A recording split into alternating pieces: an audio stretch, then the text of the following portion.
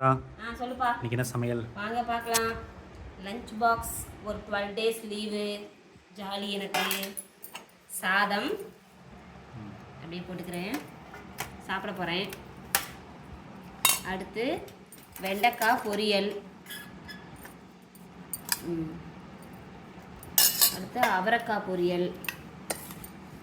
Lunch box லீவுனாலும் காய் 3 செய்வேன். அடுத்து பீட்ரூட் பொரியல்.